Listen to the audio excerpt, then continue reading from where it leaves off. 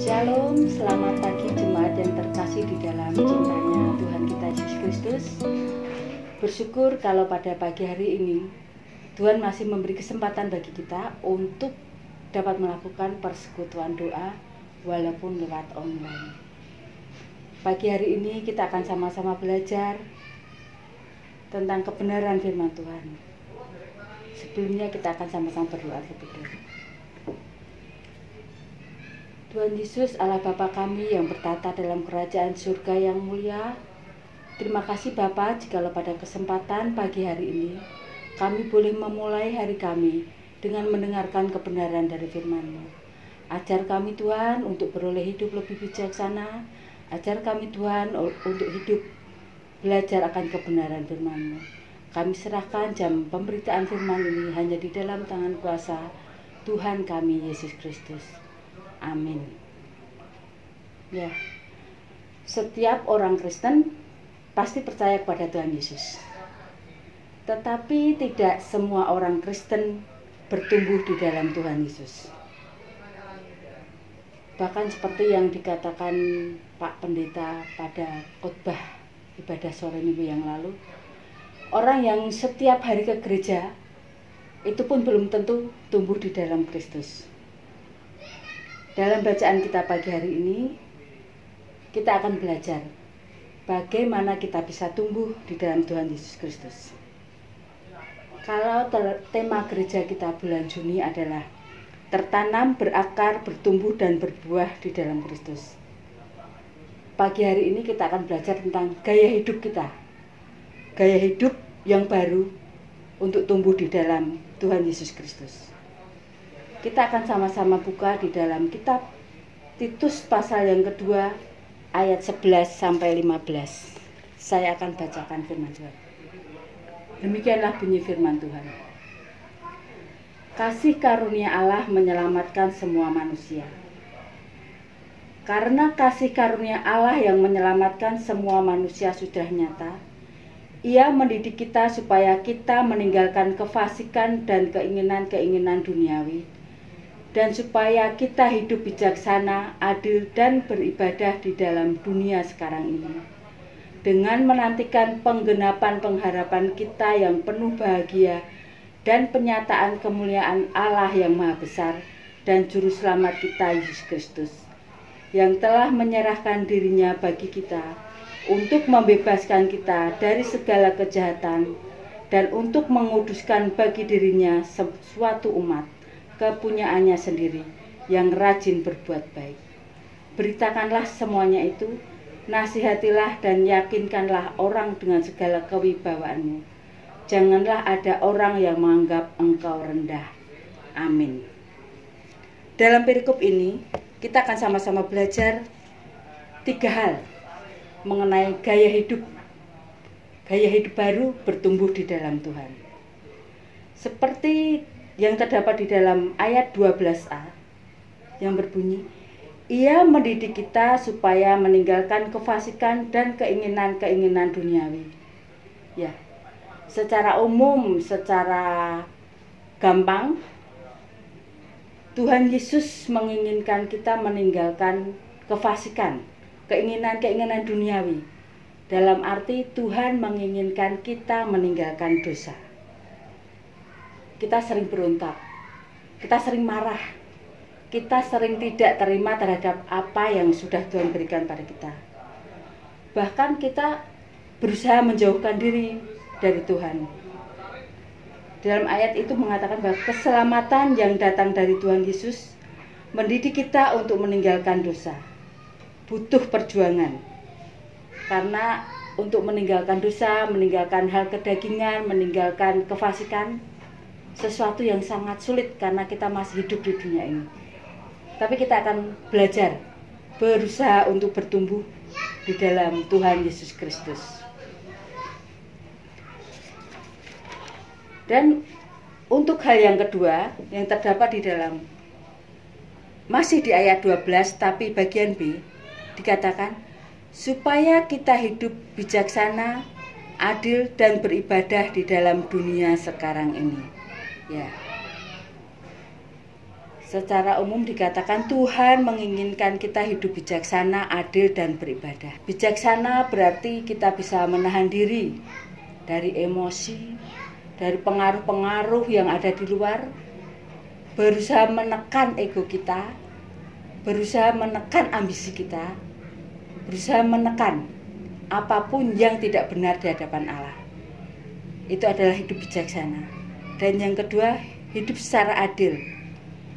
Adil berarti kita tidak memihak kubu sana ataupun kubu sini, karena kita melihat siapa yang benar.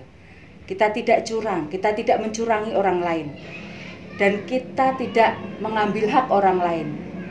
Itu adalah hidup secara adil. Dan yang ketiga, hidup beribadah. Berarti adalah sikap hidup di mana Tuhan menginginkan kita untuk beribadah, untuk memuliakan nama Tuhan. Jadi gaya hidup yang kedua adalah bijaksana, adil, dan tidak mengusik hak orang lain. Gaya hidup yang ketiga akan kita baca di dalam ayat yang ke-13. Dengan menantikan penggenapan pengharapan kita yang penuh bahagia dan penyataan kemuliaan Allah yang Maha Besar dan Juru Selamat kita Yesus Kristus. Bisa diartikan bahwa orang yang percaya kepada Tuhan Yesus Kristus memiliki pengharapan. Harapan akan datangnya Tuhan, harapan akan kesetiaan kita menanti-nanti mempelai kita, sehingga kita siap sedia menjaga kekudusan menanti datangnya Tuhan. Dan harapan yang tidak akan pernah sia-sia, karena kita tahu pasti Tuhan akan datang untuk kita yang tetap percaya dan setia kepadanya. Ya. Dari kedua ayat tersebut, ayat 12 dan 13, kita bisa menarik kesimpulan bahwa gaya hidup bertumbuh di dalam Tuhan, gaya hidup yang harus kita lakukan, walaupun itu sulit, kita perlu belajar dan belajar terus. Yang pertama adalah meninggalkan dosa. Yang kedua, bijaksana, adil, dan beribadah kepada Tuhan. Dan yang ketiga, memiliki pengharapan di dalam Tuhan Yesus. Untuk bisa tumbuh, untuk bisa hidup yang berakar, bertumbuh, dan berbuah di dalam Tuhan, ladang itu perlu dibajak. Dan untuk kali ini ladang itu adalah hati kita.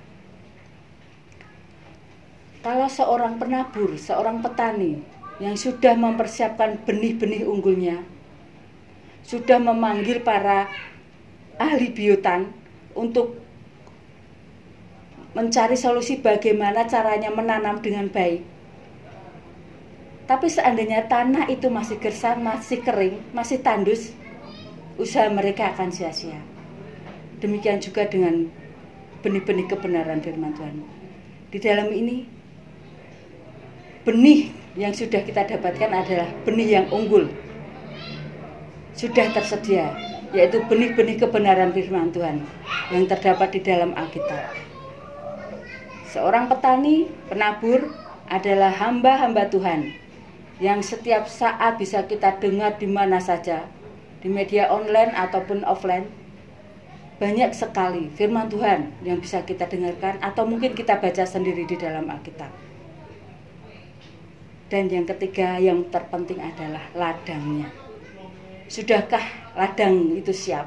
Sudahkah hati kita siap untuk ditanam, untuk kita bisa tumbuh? Ladang yang tandus akan membuat sia-sia hasil kerja para penabur, sia-sia benih yang sudah ditanam. Kita tidak berhak menghakimi, kita tidak berhak menyalahkan siapapun, tetapi kita lebih kepada introspeksi diri sendiri. Sudahkah ladang kita siap untuk ditanam? Sudahkah ladang kita siap untuk dibajak? Dibajak itu sakit, prosesnya luar biasa, karena yang dari bawah akan ditarik ke atas, dibalik, dipukul-pukul, Bahkan mungkin kita harus diinjak-injak sedemikian parah. Tapi kita yakin, kalau kita boleh mengalami proses seperti itu, Tuhan yang akan menolong kita. Segala persoalan dapat kita tanggung di dalam Tuhan. Siapkah kita dibajak, dipupuk, bahkan disiram dengan segala persoalan, agar hati kita menjadi subur dan siap ditanam. Benih yang akan ditabur tidak akan sia-sia kalau kita mau dibajak, kita mau dipupuk, dan kita mau disiram. Biarlah kita siapkan hati kita untuk bisa bertumbuh. Padang gurun yang gersang, Tuhan akan ubah menjadi kebun buah, di mana kita akan hidup dengan damai sejahtera, penuh dengan ketenangan, kebenaran, dan ketentraman. Biarlah kita tidak hanya akan menjadi orang yang suam-suam kuku. Biarlah di tahun ini, mungkin sudah pertengahan tahun ini, banyak pelajaran yang bisa kita dapat. Kita akan belajar bertumbuh bersama. Bertumbuh di dalam pelayanan, bertumbuh di dalam bergereja, bertumbuh di dalam lingkungan sosial kita. Karena bagaimanapun juga kita adalah makhluk sosial. Kita tahu Tuhan menginginkan kita menjadi terang, berakar, bertumbuh, dan berbuah. Bukan kita yang menikmati buahnya, tetapi orang lain. Dan biarlah kita belajar untuk mempunyai gaya hidup yang baru, gaya hidup untuk bisa bertumbuh, dengan meninggalkan dosa, dengan bersikap adil dan bijaksana, serta dengan hidup tetap berpengharapan pada Tuhan. Kita akhiri renungan firman Tuhan pada pagi hari ini. Kita akan baca di dalam kitab Yesaya, pasal yang ke-32, ayat 15 sampai 17. Beginilah bunyi firman Tuhan. Sampai dicurahkan kepada kita roh dari atas, maka padang gurun akan menjadi kebun buah-buahan, dan kebun buah-buahan itu akan dianggap hutan. Di padang gurun akan selalu berlaku keadilan, dan di kebun buah-buahan akan tetap ada kebenaran. Di mana ada kebenaran, di situ akan tumbuh damai sejahtera. Dan akibat kebenaran ialah ketenangan dan ketentraman untuk selama-lamanya. Amin. Mari kita akan berdoa.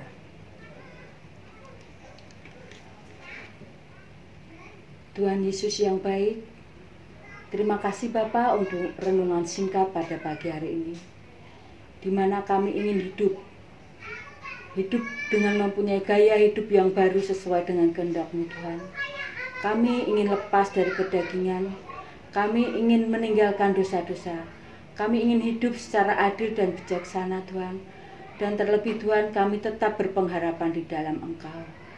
Kami yakin Tuhan, jikalau kami boleh mengalami semua proses kehidupan, Engkau sendiri Tuhan yang akan pakai kami. Engkau akan bajak setiap hati kami.